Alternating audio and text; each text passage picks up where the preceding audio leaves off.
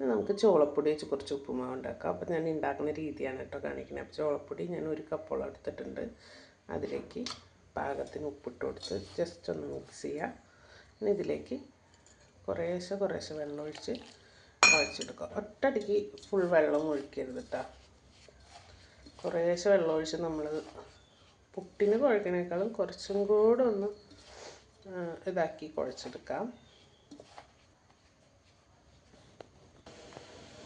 നമ്മൾ കുഴച്ചെടുത്തിട്ടുണ്ട് കേട്ടോ. ഇതങ്ങനെ പിടിക്കുമ്പോൾ നല്ല ഉരുളയായിട്ട് നിൽക്കും. പുട്ടിനേക്കാളും ഒരു പിടിക്ക് വെള്ളം കൂടുതലാണ് കേട്ടോ. നമുക്ക് തൊടുമ്പോൾ തന്നെ അറിയാൻ പറ്റും നനവ് കുറച്ച് കൂടുതലാണ്. ഇനി ഇതിനെ നമുക്ക് ഇഡലി ചെമ്പിലിട്ട് ആവി കയറ്റിയെടുക്കാം. അപ്പോൾ അതാണ് നമ്മളിതിനെ ഇഡലി ചെമ്പിലാക്കിയിട്ടുണ്ട്. ഇനി ഇതിവിടെ ഇരുന്ന് നല്ലോണം അടച്ചു വയ്ക്കാം. നമുക്ക് നല്ലോണം വേവട്ടെ കേട്ടോ. അടുത്തൊരു ചട്ടിയിൽ ആവശ്യത്തിന് എണ്ണ ഒഴിക്കുക. നമ്മൾ എണ്ണ ചൂടായി വരുമ്പോൾ സാധാരണ ഉപ്പുമാവിൻ്റെ കൂട്ടുകളുണ്ടല്ലോ, കടുകിടാം. ഉലുവയും ഉഴുന്നും പച്ചക്കറികളൊക്കെ വേണമെങ്കിൽ ചേർക്കട്ടെ. ഞാൻ അതൊന്നും ചേർക്കുന്നില്ല. കടുക്, നമ്മുടെ ഉള്ളി,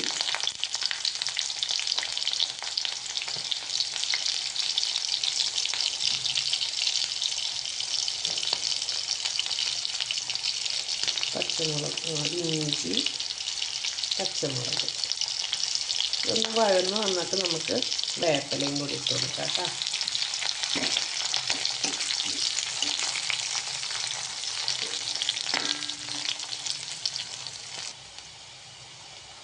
നമ്മൾ ഉള്ളി വാടിയിട്ടുണ്ട് കേട്ടോ. അപ്പോൾ അതിലേക്ക് നമ്മുടെ വേപ്പിലയും കൂടി ഇട്ട് കൊടുക്കാം.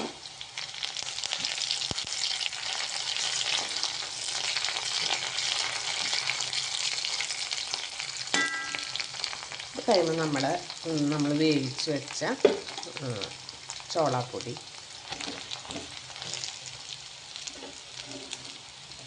കട്ടയായിട്ടാണ് വേവിച്ചിട്ടിരിക്കേണ്ടാവും. അപ്പോൾ നമ്മളിത് മിക്സ് ചെയ്ത് എടുക്കണം. നമ്മൾ വേവിച്ച ചോളാപ്പൊടി കംപ്ലീറ്റ്ലി ഇതിലേക്ക് ഇട്ട് കൊടുത്തു. ഇനി അതൊക്കെ ഒന്ന് ഇളക്കി കൊടുക്കുക. അതിൻ്റെ ഒപ്പം തന്നെ നമുക്ക് തേങ്ങ കൂടി ചേർത്ത് കൊടുക്കാം കേട്ടോ. തേങ്ങയും കൂടി ഇടുമ്പോൾ നല്ല ടേസ്റ്റായിരിക്കും കേട്ടോ. ഞാൻ ഇവിടെ ഒരമുറി തേങ്ങയുടെ അടുത്ത് എടുത്തിട്ടുണ്ട് കേട്ടോ. നമുക്കിതിനെ നല്ലോണം ഇളക്കി മിക്സ് ചെയ്തെടുക്കാം.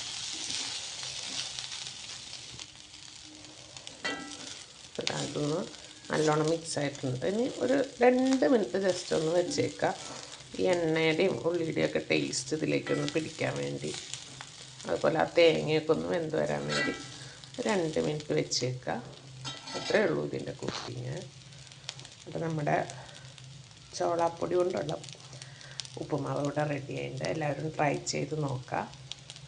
അപ്പോൾ ഇനി അടുത്തൊരു വീഡിയോ ആയിട്ട് കാണുന്നവരേക്കും ബൈ ബൈ.